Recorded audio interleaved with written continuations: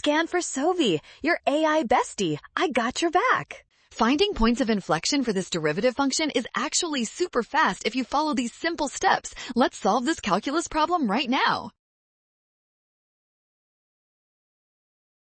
First, we need to find where the second derivative changes sign. Since we have the first derivative, we can differentiate it or look for the local extrema on our graphing calculator. Next, we solve for the values where the second derivative equals 0. By graphing the derivative, we can identify the specific points where the slope of the original function changes direction.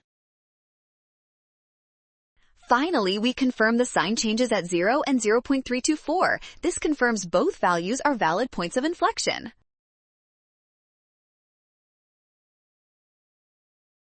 Well done! Scan the code to learn with Sovi. Watch signs carefully. Always trust given data and check steps.